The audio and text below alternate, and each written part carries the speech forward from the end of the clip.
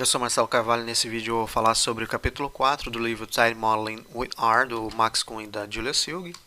Então eu vou falar sobre o Eames-Hausen Dataset, a variável de resposta, amplitude de variação, assimetrias.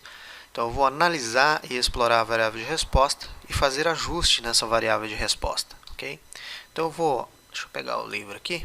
Então a gente vai pegar aqui o capítulo 4, então lembrando que na versão física começa na página 46.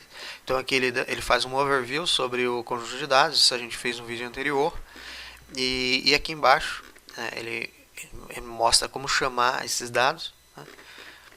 E aqui ele plota um gráfico de histograma mostrando a distribuição dos preços dos imóveis. Então a gente vê que tem uma simetria aqui à direita e a gente percebe que poucos imóveis, né, tem um valor muito alto, né? Aqui no caso ele não colocou um label, por quê? Porque o foco aqui não é o valor, né, e sim a distribuição dos dados. Então é a gente perceber que esse padrão, né, de assimetria ele ocorre. Então o valor aqui não chega a ser tão importante, tá? Isso a gente vai fazer ali. Às vezes é importante para alguém que quer publicar ou quer mostrar o resultado para alguém, mas aqui para nós aqui já não é tão importante, tá? O mais importante aqui, o foco é mostrar a assimetria. Então aqui ele coloca aqui 160 mil, aqui a gente tem um outlier de 755 mil dólares, tá? Então qual que é a solução proposta? É transformar ela em log 10, né? Ou log com a base 10. Então a gente percebe que aqui a distribuição já ficou mais ajustada, tá vendo? A gente tem um outlier para a esquerda aqui, a gente vai ver ali na frente, mas ela já está mais ajustada. Obviamente que em uma situação real, a gente vai olhar esses caras aqui, né, esses outliers aqui, para compreendê-los melhor e talvez até extrair ele da nossa base. Por quê? Porque a gente vai perceber isso ali na frente, eu vou comentar mais, ok? Então é isso que a gente vai fazer. A gente vai fazer esse tipo de explicação aqui hoje, vai mostrar um pouco dos dados. Então eu vou chamar aqui o Tidyverse, vou chamar o Tidy Models, o pacote Scale para a gente tratar mais os labels ali mesmo no gráfico para quem precisar, e o ggdist para eu vou ver se eu consigo mostrar as dispersões, os picos. Então eu vou chamar aqui o Data Aims. Então aqui já chamou os dados e aqui eu vou fazer uma transformação. Então eu vou colocar data aims. Eu vou pegar o conjunto de dados aims e vou aplicar aqui no clean aims, ok? Então para colocar o mesmo tamanho as variáveis, o nome das variáveis. Então aqui eu vou pegar aqui, vamos fazer uma análise bem rápida, né? Então vou pegar o skimmer, que ela não tem muitas variáveis. Então aqui eu já consigo perceber que aqui em cima a gente vai ter as variáveis categóricas, né? A gente consegue fazer uma análise preliminar delas. E aqui embaixo a gente vai ter as variáveis numéricas, né? E nessas variáveis numéricas a gente já consegue analisar a distribuição dos dados aqui. Então aqui a gente vai ter o desvio padrão, aqui a gente vai ter o P0, o 25%, 50%, que é o intervalo interquartil. E aqui a gente vai ter o histograma. Então vamos pegar lá o preço, ó. Então a gente tem aqui, ó, sale price, e aqui a gente vai ter o histograma. Então nesse histograma a gente já percebe que tem um padrão assimétrico aqui, ó, né? Não está perfeitinho igual que a gente viu ali, mas aqui a gente já percebe que tem uma simetria. Como ele é uma variável contínua, ela é muito importante de ser analisada. Então aqui a gente vai ver já o outlier que ele citou ali no livro, a gente vai ver aqui, ó, a mediana de 160 mil dólares, e aqui a gente percebe também, ó, o valor muito baixo, né? Então é um outlier para a esquerda, que é de 160 mil para 12.780 dólares. Será que isso aqui é um local abandonado? É um leilão que está tendo? O que será, né? Então é uma coisa que na melhoria contínua a gente chama que é um tipo de situação que a gente faz o Genshigenbutsu, né? A gente vai lá no local avaliar, né, ou no chão da fábrica ou no próprio local para avaliar esse caso, né? Se for uma quantidade pequena ou se for uma quantidade grande, a gente faz a amostra. Então tá, vamos voltar aqui para a tela inicial. Então a gente vai fazer o seguinte, eu vou pegar aqui e vou plotar agora data aims, ggplot. Aqui eu vou colocar sale price, geom histogram. Então aqui eu já plotei um histograma, mas eu vou fazer algumas modificações nele aqui para ficar mais simples. Não é mais simples, né? Talvez o código ia ficar mais verboso, mas ele ajuda numa publicação caso alguém precise fazer essa publicação. Então eu vou colocar uma linha de mediana ali no meio. Então eu vou colocar um intercept aqui, ó, e vou colocar ó, median e vou pegar no data aims e sale price. Então eu vou pegar a mediana e vou colocar ali. Olha lá, então eu já coloquei, só que aí eu vou colocar o seguinte, para criar um destaque, eu vou colocar o line type e vou colocar aqui ó, o dash. Perfeito. Então aqui a gente já vai ter, ó, a gente já percebe que a gente plotar a média aqui, a gente vai ver que ela é influenciada por esses outliers. Tá vendo o outlier aqui no final, ó, do 755 aqui novamente. Se eu posso fazer, vamos voltar aqui, caso precise publicar, né? Então eu vou colocar scale y scale x, né? Porque aqui a gente está com o eixo x, então x continuous, né? E aí eu vou colocar os labels, se eu quiser alterar o label ali, então eu vou colocar labels e vou usar uma função do pacote scales aqui que eu vou colocar label number, aqui ó, scale cut e cut short scale. Então aqui ele parece meio verboso também, mas ele faz um trabalho bem legal. Porque o que ele faz aqui? Ó? Ele coloca num formato mais short, né? Um formato mais curto. Então aqui é 200k, o K significa 1000, então 200 mil, 400 mil, 600 mil. Então a gente percebe que aqui tem um valor bem alto, ok? Bom, beleza. Então isso é mais para publicar. Mas qual que é a ideia ali? A ideia geral é que se eu transformar essa distribuição que a gente percebe que é uma assimétrica aqui, ó, à direita, e esse fenômeno a gente vai ver muito, tá? No preço de algum bem, na renda das pessoas, né? A gente vai perceber esse tipo de padrão. E quando a gente vai fazer um modelo de regressão, é importante a gente se atentar a esse tipo de padrão aqui, porque ele pode influenciar a acuracidade do modelo. Então, qual que é uma das coisas que a gente faz? É tentar fazer uma transformação nos dados que permita ou que mostre esse padrão de uma forma mais clara, né? Então, o objetivo geral de transformar isso no log 10, por exemplo, é atender um pressuposto de análise estatística, por exemplo, que é normalmente distribuído, né? Retirar as distorções dos dados que pode atrapalhar uma regressão linear, né? A gente reduz a assimetria, né? Tornando o padrão mais visível. Obviamente torna o modelo linear mais fácil de ajustar e produz um resultado melhor, né? Quando a gente compara com técnicas como raiz quadrada, como o inverso, por exemplo. Então eu vou usar aqui o log 10.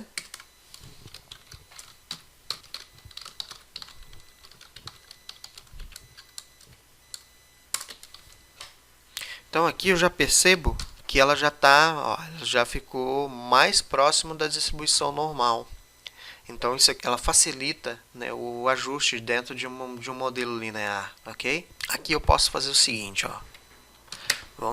Mas vamos supor que eu preciso agora fazer imagina que eu preciso colocar os labels aqui embaixo, né? Que para nós aqui nesse momento não é importante, mas se caso algumas pessoas precisam publicar, eu vou colocar aqui, ó, labels, né, e vou pegar label.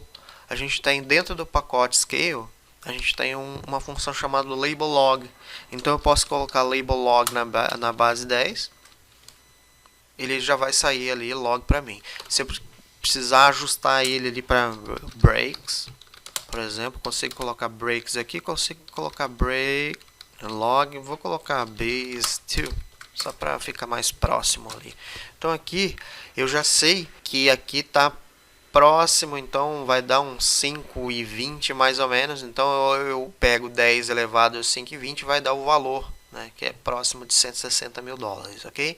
Então aqui eu já percebo também, tá vendo, ó, que tem um outlier aqui na esquerda. Eu consigo ver esse cara aqui. Então o que eu vou fazer? Eu consigo... Vamos pegar e vamos fazer o seguinte. Vamos pegar data aims e vamos fazer um filter, e eu vou pegar dentro desse filter sale price menor, né, ou igual a 20 mil dólares, por exemplo. A gente viu lá que o preço era 12, né? Acho que era 12. E eu vou dar um glimpse aqui para checar quantos caras tem aqui. Então eu vou perceber que aqui, ó, a gente vai ter dois caras, parece. Então a gente vai, que é o tipo de classe aqui, né, duas propriedades, né? E aqui eu vou ver o seguinte, vamos ver que tipo de construção ele é. Um é residencial, outro é agrícola, né? Aqui, ó, vamos ver outro aqui, o neighborhood, ó, Old Town, e aqui a gente vai ter o Iowa DOT and Railroad. Então aqui, ou ele deve ficar muito próximo à linha férrea, embora isso que acho que não funciona mais, né, a linha férrea. É mais turismo, alguma coisa. Old Town. A gente pode, ó, aqui a gente percebe que aqui tem algumas year 1923. Aqui 1970 foi a última reforma, então deve ser alguma propriedade bem antiga, mas ele vai precisar realmente de uma análise um pouco mais detalhada. Não tem mais características aqui que pode mostrar o porquê, fazer entender o porquê que ela está com preço muito baixo, né? Pode ser um leilão, pode ser alguma coisa desse tipo, mas tem duas propriedades, então talvez valha a pena ou eu extrair elas do meu conjunto, ou eu fazer aquilo que eu citei, né? O Genshin Gibutsu lá e ver o que ocorre naquela propriedade para entender melhor esse fenômeno, né? Mas ele pode impactar também no modelo? Não muito, né? Mas talvez seja mais recomendável extrair ele do modelo. E aqui então eu mostrei, a gente consegue fazer esse gráfico aqui. Vamos pegar ele aqui, ó. Data Aims. A gente consegue fazer ele pelo ggplot também, que eu acho bem legal. Por quê? Porque ele poupa, né, tempo. Então, por exemplo, só que eu preciso colocar o sale price aqui entre aspas, né? Então, X eu vou colocar sales price, aqui eu coloco mean ou median, ó, que ele já vai sair ali para mim, então eu não preciso colocar isso entre função. Eu vou colocar uma cor verde aqui, ó, para diferenciar. Aqui o rug, vamos fazer o sem o rug, que eu vou mostrar aqui que ele pode ser interessante, principalmente na publicação. Então tá vendo aqui, ó, que eu vou ter o preço, vou ter a distorção, como a gente viu lá no início, mas aqui eu vou colocar o rug aqui e vou colocar como true. Então o que ele vai fazer aqui? Ele vai trazer, ó, os pontos de dados aqui dentro do histograma. Lembrando que o histograma é o que? É uma quantidade de frequência. Então a gente vê a maior frequência nessa faixa de preço aqui. A maior quantidade de imóveis, né, está nessa faixa. Uma quantidade muito pequena de imóveis está nessa faixa aqui. Aqui a gente vai ver a concentração maior, né? Então a gente consegue fazer isso também. E eu consigo fazer depois ou fazer o SKS log 10. Eu consigo fazer isso aqui para não ter que fazer aqui. Eu vou copiar, ok? Consigo. Então eu venho aqui e faço. Ele já fez ele já montou o gráfico aqui para mim. Obviamente que eu vou, né, alterar os títulos e tudo mais, mas ele já mostra aqui também com o rug, ok? Então é possível fazer dessas duas formas, usando o ggplot2, usando o ggplotbr, né? Outra forma que pode ser muito interessante da gente analisar é olhar por diversas perspectivas, né? Então se eu fizer uma análise por grupo ou identificar um determinado padrão, vamos pegar aqui, ó, vamos pegar um outro conjunto de dados que eu acho que isso aqui fica mais fácil de eu explicar. Então eu vou pegar o iris dataset e vou pegar o ggplot e vou pegar aqui, ó, uma variável. Vamos pegar no eixo y e vou pegar aqui, ó, petal, né, petal length. Eu vou pegar aqui região boxplot. Então aqui o boxplot já mostra para mim a distribuição. Então aqui a gente vai ter 25% dos dados, aqui é 25, aqui 25 e aqui 25. Okay? Então o que a gente chama de intervalo interquartil, e aqui a gente vai ter a mediana. Então a mediana é 4 e alguma coisa aqui, ok? Só que ele por si só ele explica, mas ele não explica muita coisa. Então aqui ele mostra a variação, mas ele não mostra os picos. Então vamos mostrar isso de forma prática. Então eu vou fazer o seguinte, ó. Imagina que aqui vamos pegar esse cara aqui, ó, e eu vou colocar um cara aqui, ó, chamado stat half i. Então o que ele me dá de resultado esse half i? Ele me dá que aqui, ó, ele plota um gráfico de densidade. E ele mostra que tem dois picos aqui. Então eu tenho uma frequência muito grande aqui, eu tenho outra frequência bem significativa aqui, ó. Então o que isso aqui mostra é que parece que tem dois grupos. Então eu consigo fazer um ajuste aqui. se eu precisar publicar isso. Então eu vou colocar 0.1 aqui. Vamos colocar aqui.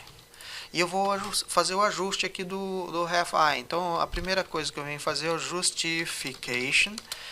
É o que? É separar essa camada aqui dessa camada aqui. Então eu venho aqui e coloco menos 0.1 só para separar. Aí ele já separou aqui. Tá?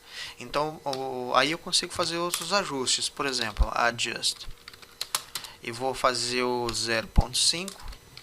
Eu já ajusto para ele ficar, para ele mostrar aqui, ó, os picos, né, as curvas com mais intensidade.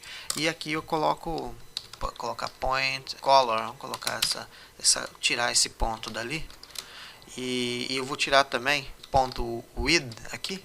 Eu tiro essa barra aqui, ó. Então eu vou colocar ela como 0, tá? Só para tirar a barra. E o ponto aqui. OK. Então, point color, então aqui eu já tirei. Aqui nesse conjunto de dados a gente já percebe que isso existe, né? Então o que a gente vai fazer aqui?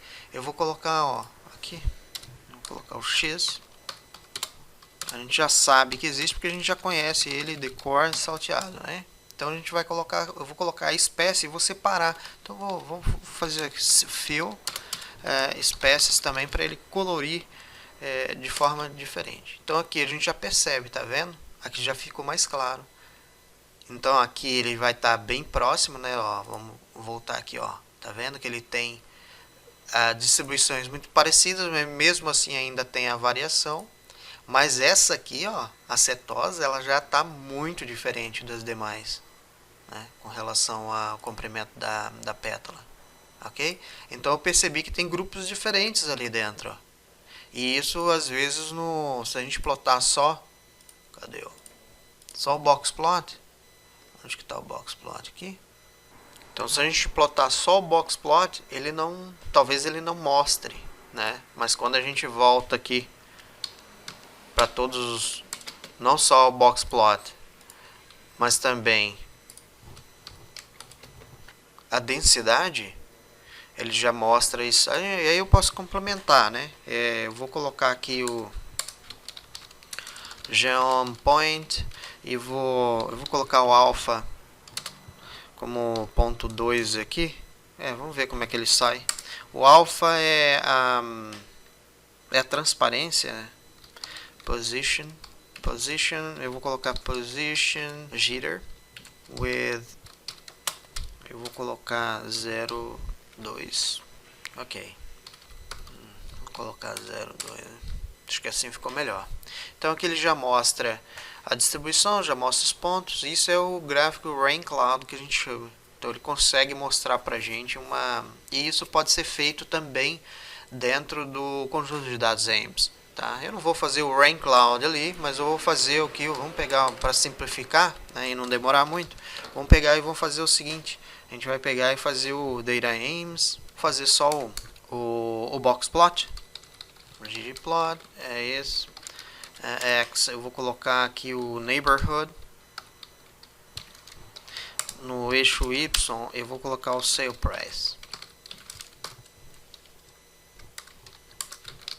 Região box plot. Não ficou legal, então eu vou fazer o seguinte: eu vou colocar o chord flip. Ok, então aqui acho que cara, vamos fazer o seguinte, ó, eu vou mudar aqui, eu vou colocar decrescente. Então factor reorder, vou colocar aqui por sale price. Ok, então vamos ver como é que ele saiu aqui. Então aqui a gente vai ter a distribuição dos bairros com os valores maiores, mas olha só isso aqui, ó. A gente percebe, olha a amplitude de variação aqui dentro. A mediana ela está aqui, mas a amplitude de variação é muito grande, né? Que aqui a gente vai ter, essa é aqui, ó, o Old Town, por exemplo, que é onde a gente tem aquela um preço bem baixo, tá vendo? Mas ela também, olha, é problema. Por quê? Porque olha só, ela tem um valor muito baixo, que pode ser uma casa abandonada num bairro histórico, por exemplo.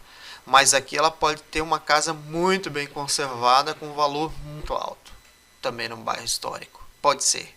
Então a gente pode fazer uma análise um pouco mais aprofundada da variável de resposta, analisando por tipo de bairro, por tipo de condição. Então eu consigo replicar isso aqui. Eu vou colocar, ao invés de neighborhood, eu vou colocar heating quality. Vamos colocar. A gente percebe que aqui é o aquecimento, né? Esses aqui, olha, já tem um valor mais baixo, né? Central Air, ar condicionado, né? Se tem ou não tem, a gente já percebe que a mediana também é diferente, porque aqui a gente vai ter bastante outliers, mas nesse caso aqui não é comum, tá? Bom, e aqui, como a gente percebeu que aqui na base 10 ele fica mais próximo da distribuição normal, então a gente pode ajustar o dado. Então a gente vai ajustar aqui, vamos pegar ó, Data Aims, Mutate, Sale Price, Log 10, Sale Price. Só que aí a gente vai perceber o seguinte, ó, vamos pegar Data Aims, Summarize,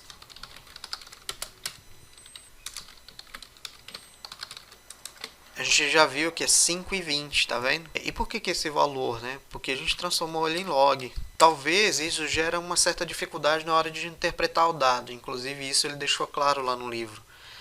Mas como ele facilita e ele melhora o desempenho do modelo, a gente opta por usar. E como é que eu faço para voltar, né? Para voltar é simples. Como eu transformei ele na base 10, vou pegar esse valor aqui e vou exponenciar ele aqui. Então eu vou colocar 10, obviamente que não é esse valor, né? 5,20, 0,4, 41, alguma coisa. Lá, dá próximo de 160 mil dólares, né? Mas se eu pegar esse valor aqui, não é real price, real median price, no caso seria, né? Então eu vou pegar 10 elevado a median price.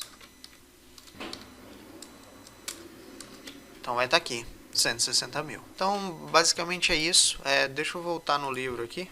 Então a gente vai voltar no livro aqui, a gente vai perceber que exatamente isso aqui que ele fez, né? Então a gente viu aqui que ele já alterou para log. E aqui embaixo ele faz algumas análises exploratórias que eu achei bem interessante.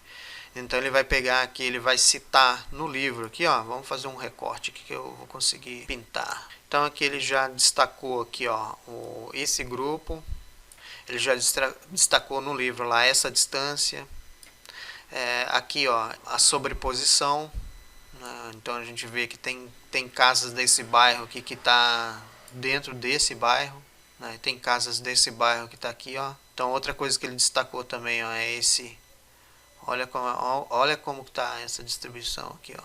Já está bem longe, né? Mas correndo aqui, acho que perto da linha férrea, talvez. Outra coisa aqui que ele destacou também, ó, que essa aqui, olha só, aqui tá bem, esse grupo aqui, ó, tá bem distante. Então são esses detalhes aqui que ele destacou dentro da análise exploratória. E você pode replicar esses mapas, né, usando o Tmap, usando o SF, usando o Leaflet, usando o ggplot2, o mapa que você quiser, o tipo de gráfico que você quiser. Então acho que é isso que eu queria falar. Espero ter ajudado. Um grande abraço e até o próximo vídeo.